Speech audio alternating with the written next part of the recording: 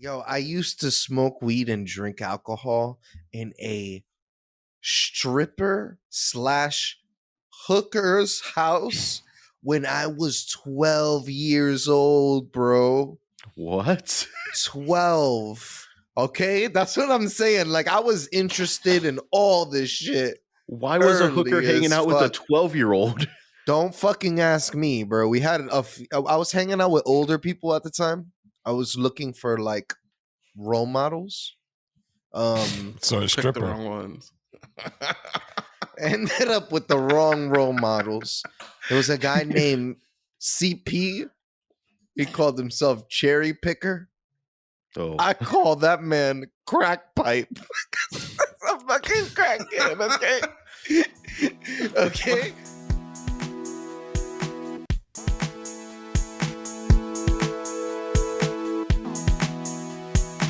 I did want to ask you guys, well, mostly Pucho too. When do you think it's okay to talk about sex with your kids? Because obviously, I think it'll be easier for me as a father of a son, and this could be sexist, versus you, father of a daughter. It's a little bit. I think there's a different way of approachment when we go to that. You mean the birds and the bees, right? Yeah, if you want to be PG-13, yeah, the birds and the bees, or the bird and or the bee in a flower, or whatever, however you guys want to. Yeah, Tony says the bee in the flower. Is this some alien proof right here? Are we just stacking them up on this episode? The bee's just banging the flower out, like, take it. You never played Bad Fur Day? Conquer's whatever. Yo, the amazing game. I love that game. That was the first that Nintendo sunflower. 60. That sunflower has some tits. Shit was wrapped. Yeah, whatever. But yeah, when do you think you got to have that talk, or what age is appropriate to have that talk with your kid? So, I'm kind of curious what the non-parents have to say first, to be honest. Yeah. Doughboy. Let's start with Doe. Doe is the father of a cat. There was a video that I just saw this week that NY parents are like super upset over. It was like a private school. They're showing, it's like on, like, if you type it up, you'll see it. And basically it was like some children's video, basically trying to teach children about their private parts and stuff like that. And like, in my opinion, the video was very good. And then they start talking about touching their private parts, and I'm like, ooh, this is weird. I'm like, all right, this is moving into really awkward territory on this children's video. But they swerve out of it, and then they go right back onto their point and stuff like that. And a lot of people are outraged over it. Apparently, first graders, they were showing this to first graders, teaching them about their private parts. Do you think that was too young, though? In your opinion, do you think, what's a good age, and do you think that was too young? I think children should learn about consent. I don't know what grade, what age, but I would say like 7, 8 years old. They should be ready to start grasping a little bit advanced things, like, you know what I mean? Maybe like 8, 9, you know what I mean? You start teaching them about, because it's a scary world out there, man. There's a lot of people preying on other people. It doesn't matter what age you're in, group you're in. There's always somebody out there, you know what I mean? It's a fucking weirdo. You know what I mean? You want to make sure your child You want to make sure your child is ready. You know what I mean? There was one time I was in the Museum of Natural History, and we were in this exhibit, and I was with my girlfriend and her kids, and there was this pair of kids there that I guess they had talked to them about stranger danger. And all of a sudden, these kids sprung up, stranger danger, and to they you? were out of. No, not to me. These two kids were, they just sprung up and said, stranger danger. And I was like looking around. I'm like, who are these kids talking about? There's some weird ass old man, like by the kids. shit. Like just chilling with no kids. There's like no children around him. He didn't have any kids. He was just in like this kids area. And I guess these two kids peeped that he was just being weird. And they sprung up, stranger danger, and they were out of there. So I would like my children to be on point like that. You know what I mean? Like maybe like because there's a lot of fucking weirdos out there, bro. You got to be very careful with your children and with all that stuff. What does that got to do? All right, what? I mean, so it's related to sex, right? Mm-hmm. But I think Tony's question is more in line with like having like the talk about sex, how body parts, how to have sex, or how to be safe. I think as early as you can teach them, you start to teach them like the basics, like, hey, this is your penis. This is a private part. You don't let other people touch your private part. Like, you at gotta, what age? Like, I would say, like, my mom started teaching me as early as I was like 5 when I started learning about private parts and stuff like that. 6. You know what I mean? And my mom let me know because we went to church. Believe it or not, there's a lot of fucking pedophiles at church. The bastards. Fucking guys, they're fucking weirdos. They're the weirdest people hide in the church. It's crazy to say that. Yeah, and they wear these big pointy hats. They wear these robes. They chant in Latin. Wait, did you go to like Jehovah's like churches, like Jehovah's Witness church? It doesn't matter what church you go in. There's always going to be some weird motherfuckers in there. No, I was just asking. Like, just asking. Trying to like cloak themselves. Yeah, I went to Jehovah's Witness. Didn't celebrate any sort of holiday until I was like 16, 15. It was a rough life. That's crazy. Yeah. So what about you, Mateo, when you think the sex talk? I mean, the research that I've seen is that you started as early as possible. As early as it like calling your child's like genitals by cutesy names. You're not supposed to do that because it makes it harder for you to know when there's something wrong. Like if they're calling their penis their like penguin or something, and they're like, that's a real life example because I had a nephew that he would call it. That's how he referred to his penis. It was his penguin for some reason. Don't know why that was what he called it. But like if that's what they're calling it, and your kid comes up and you're like, hey, Johnny touched my penguin. You're just gonna be like, oh, well, tell him not to touch your penguin or something. You're not gonna know there's an actual issue going on. So like some aspects of the sex talk you have to have early, like. You're supposed to talk about like Doe said, you're supposed to talk about the genitals and consent and all that. I've got a buddy that the way that him and his wife are raising their child is they're very, very focused on consent. So like even like a tickle fight with his son or something, if he's tickling him and he says stop or no or whatever, you stop. Like they're trying to really reinforce that like he has autonomy of his own body, he has consent on his own body, and it's important for him to realize that and for him to be able to express to others that that he consents or doesn't consent to them touching him or tickling him or picking him up or whatever like that. I think that's the way to go about it. And a lot of people get upset that people that train their kids to be like that, and I don't understand why. But there's a lot of pushback on that shit, and I never understood like what's the problem? Like what's the problem with teaching a child consent? And I don't know. A lot of people think it's either too PC or some bullshit like that, but I don't know. I don't know that I ever had like a straight up like sex talk with my dad though, honestly. I don't think that ever happened. So like I mean my sex education was school stuff, talking to other boys about things, which was probably 90% bullshit. The stories that you would hear from other guys in school, and then just firsthand experience. My best friend's uncle's porno videos. Nice. Yuck. You had like 80 bushes? It was like the 80s. It was really hairy. That's fucking disgusting. So, so yeah, I personally think kind of more in line with like Mateo is just kind of having those conversations like as early as possible. And even people get uncomfortable talking about it, but like kids touching themselves, like that's super fucking normal. If you Mhm. read about this stuff, like babies touch themselves for pleasure. Like for pleasure, not like, oh, it's just something they felt it and blah blah blah. Like, nah, they touch themselves and they know it feels good and they do it again because they want to feel good.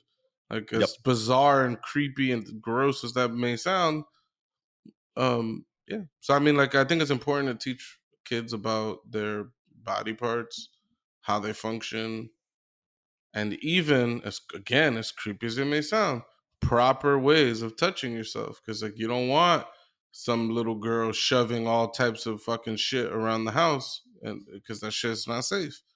Like, and even today, like there's parents that'll buy their children like a dildo or like a vibrator or something like that, and people get really freaked out about it. Wait. And I don't What know, age? young. We'll buy them a vibe. I've never heard of this. Yeah, I Yeah. hadn't heard of this either. Yeah, it's happening, man. Do you find that weird? I do find it weird, but I think it's mostly because of the way that I was raised. Like, Yeah, I don't but know. In reading about this stuff, it seems like the right thing to do. But yo, it makes me very uncomfortable. me and my brother were experimenting at like age 5, bro. Like experimenting. Where were you experimenting? It's a personal story. I don't think it's like safe for fucking podcast Why talk. the fuck would But you we bring were it like, up? we were like experimenting, bro. Like there Boys will was put their dick in anything, okay? there was a back massager that my family had, and I'm just gonna leave it at that. All right. So he found his own kind of vibrator. So, Yeah. are you willing to do that?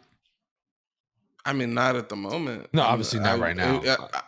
Well, sorry. Obviously, like my daughter's 2 years old, right? So obviously, no, that's not what I'm saying, Tony. I'm saying like right now, my mentality is that makes me too uncomfortable. I'm uncomfortable with that. But I do, in what I've been like reading and trying to educate myself on, it seems like the right approach. Beneficial for Like- the child?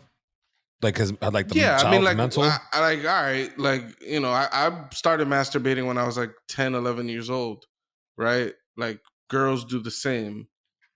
So why didn't they just think to buy the son a fleshlight? Because That's honestly not an It's not- invalid question. Yeah, no. That's not only is that a totally valid thing to do. The thing I was reading wasn't about a son, though. Oh, it's about because you have a daughter. Yeah. Yeah, I mean, yeah, it was about a daughter, but so I mean, to Mateo's point, I mean, a flashlight would be cool if you wanted to buy your son, I guess, right? Like Yeah. according to these people, as creepy as it may sound. And B, I think a hand works just fine. Facts. Like it provides the function, and I'm not saying that you shouldn't do these things. I'm just saying that like there's not many things that you could do, with your penis besides start shoving it in all types of crazy shit, which is insane. But like, for a girl, I find that there maybe are more ways that they could like harm themselves doing shit, with stuff around the house. You know what I'm Yes. saying? And so I think that's maybe why the article I was reading was specifically about girls. But yeah, man, like I don't know. You don't want your kid shoving the story in particular was like some girl was shoving like a comb, like a brush, like the handle of a brush in her vagina, and it's like that is not sanitary and probably not like a good shape, and you know what I mean, like, but like that's what they like, that's what she resorted to, or someone else was shoving like a toothbrush up their vagina and shit like Jesus. that, because it's like that's what was around, you know what I'm saying? So it's just like, it's either like if your kid is gonna do this, right, what would you prefer, that they just start shoving shit around the house, or that they use something that would be safer? You know what I'm saying? It's like the drinking conversation. Like with if your kids are going to be drinking, right? Like that they have interest in drinking at like 18 or whatever the fuck, right? Would you rather they go out and have to like deal with some shitty older dude trying to get them to buy them beer, or would you rather just like provide them beer and have them drink at your house or something? I'm drinking at my house. Sounds like a similar kind of like conversation. Yo, I used to smoke weed and drink alcohol in a stripper / hooker's house when I was 12 years old, bro. What? 12. Okay, that's what I'm saying. Like, I was interested in all this shit. Why was a hooker Early hanging as out with a fuck. 12-year-old? Don't fucking ask me, bro. We had I was hanging out with older people at the time. I was looking for like role models. So a Pick the stripper. wrong ones. Ended up with the wrong role models. There was a guy named CP. He called himself Cherry Picker. Oh, I call that man Crack Pipe. That's a fucking crackhead, okay?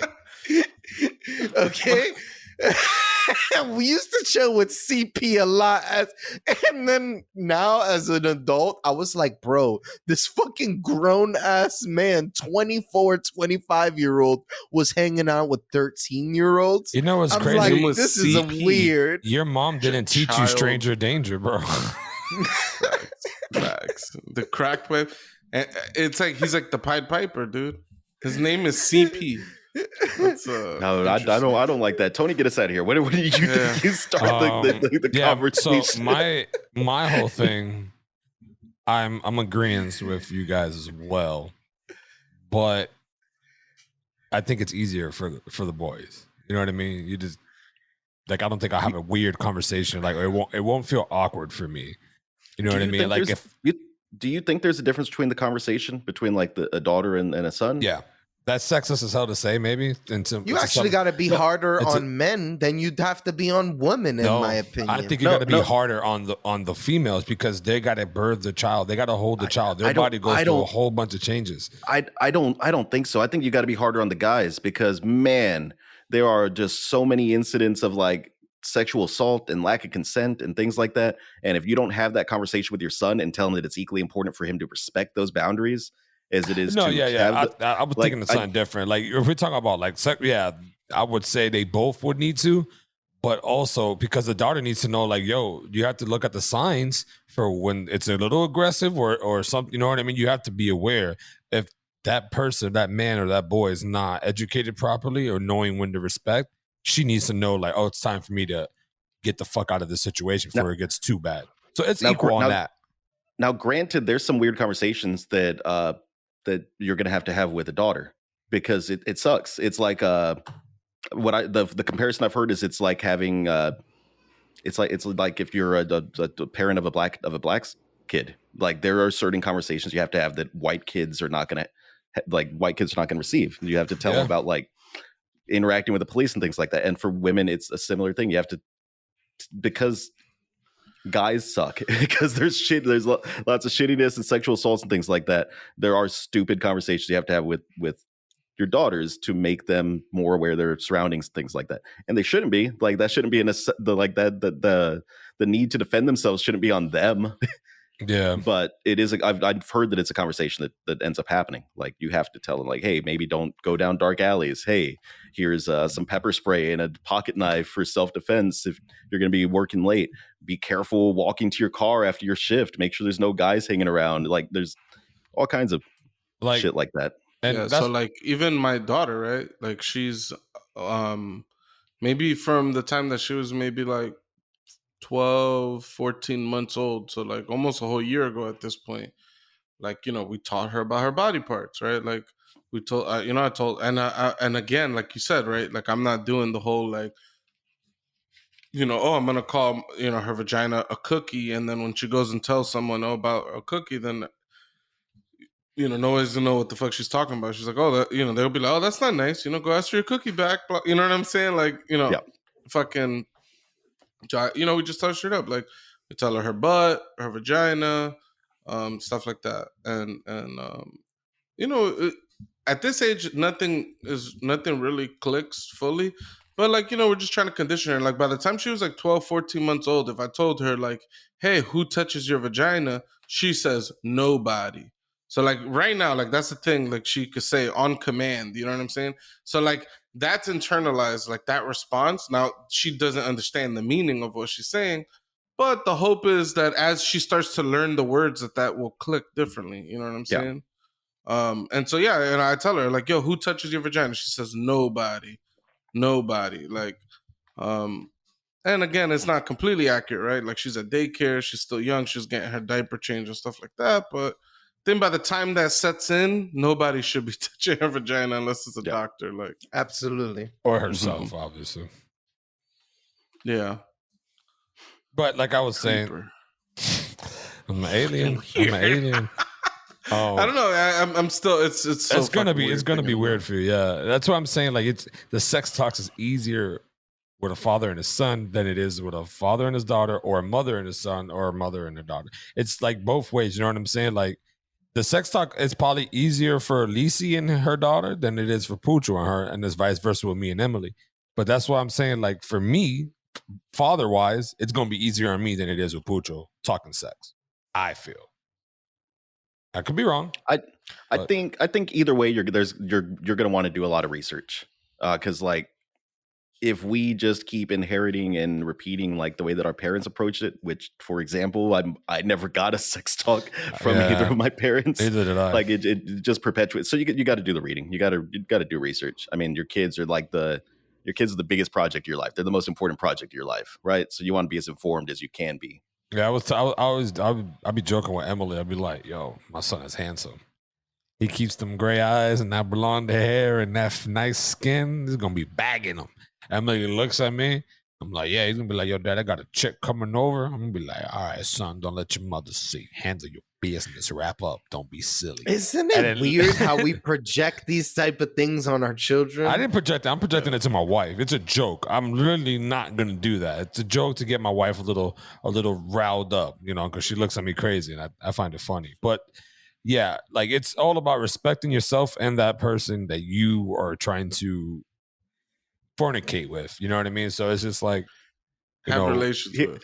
Here, Tony, I think the most awkward part of probably the sex conversation It'll with probably your be kid, it's probably the intro, right? Like it's probably like how do you start that conversation? So you two are fathers. You two start me and little Doey here off on how you're gonna kick off. All right, Pucho, you got that awkward start to the sex ed conversation. Pucho, you got Doughboy. I'll be like this. I'll be like, all right, little Dauphina. You're getting to that age. I'm seeing the way that you're behaving. You know, I'm catching yourself, touching yourself all over this house. It's about time I got to set your ass straight. Okay, I need to tell you the way. No. But I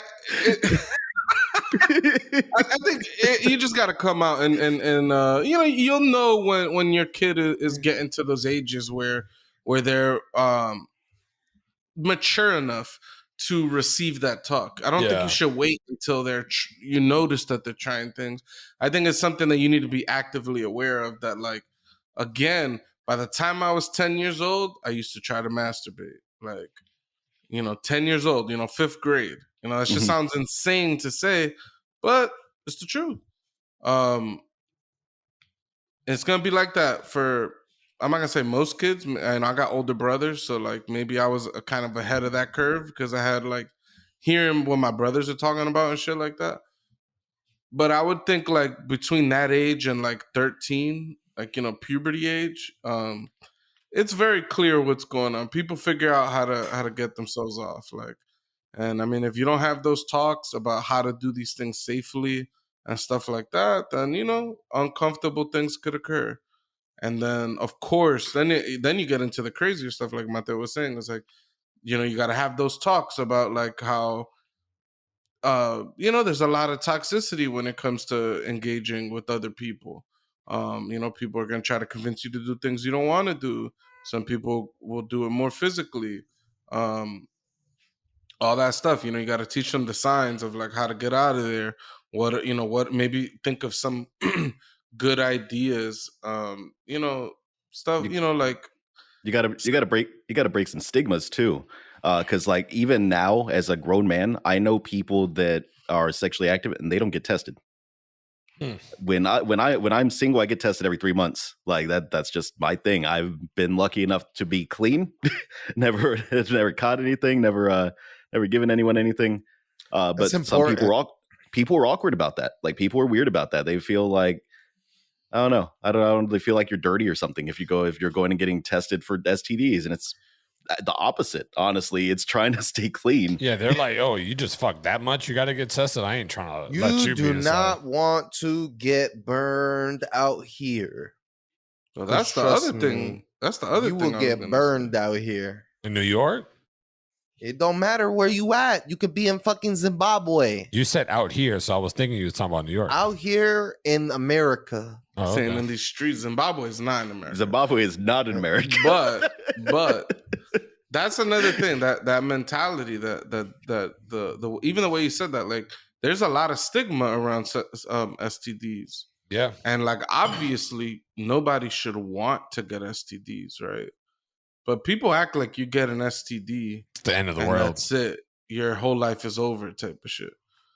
And it's like the reality is with today's medicine and stuff like that, pretty much there's not an STD that you're able to get that's gonna like destroy your life.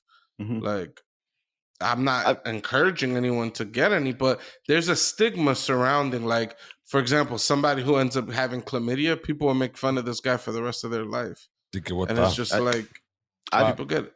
I've got an STD story that I'll share on the podcast.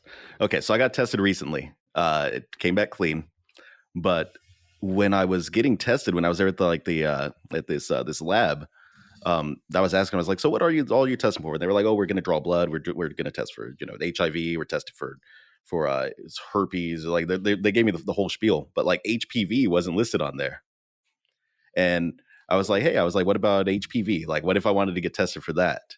And the woman was so taken back by that question that she was like, I don't even know where a guy would go to get tested for HPV. She's like, and why do you care about that? Because like guys don't get symptoms from HPV.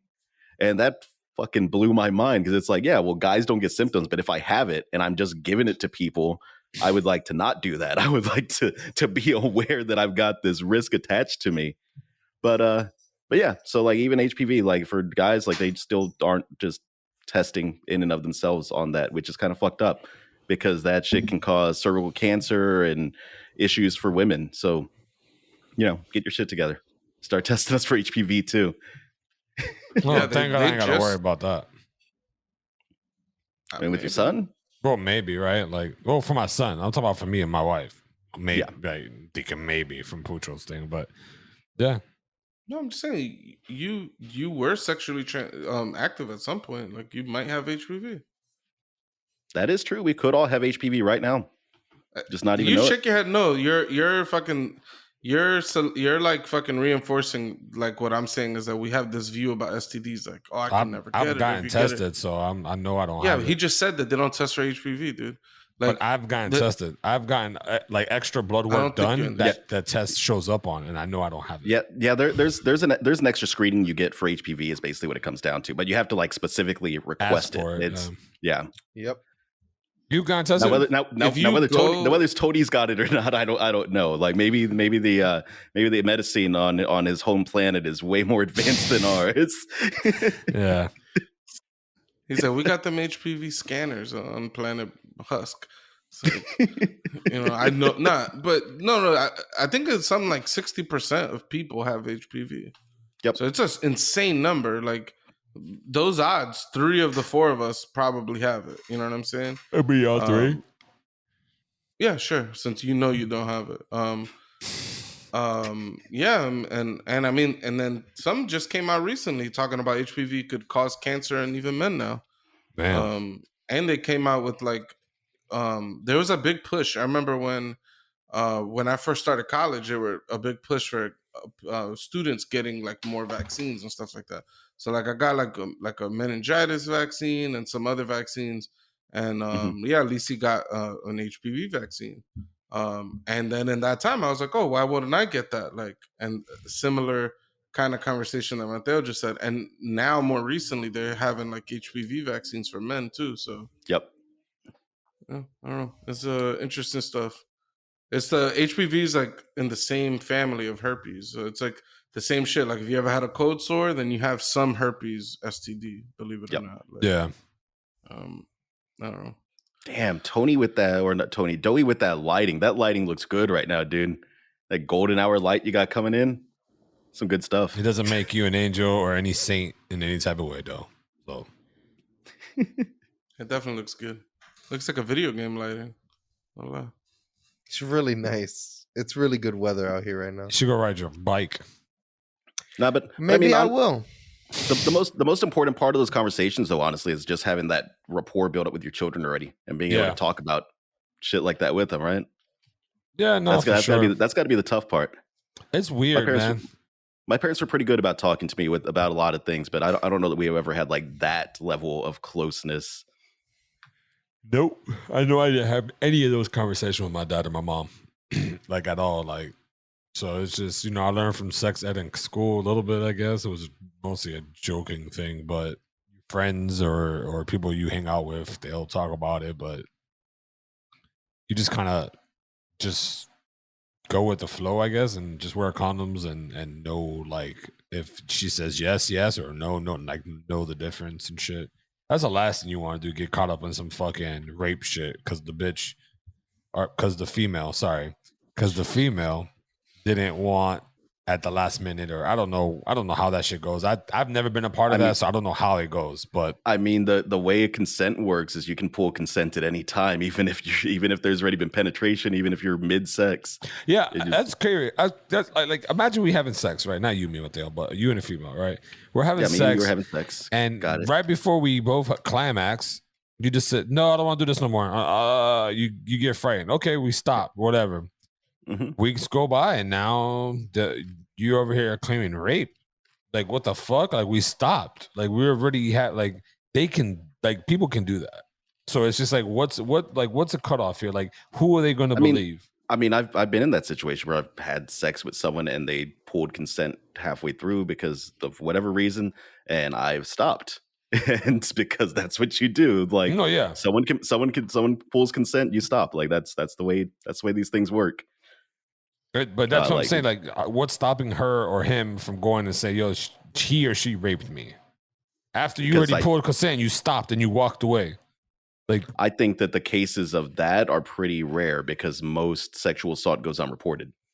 In general, that would be my take on it. I think that it does happen that people lie about being raped because there's been documented cases of that, but I think it's pretty rare. I think it's not.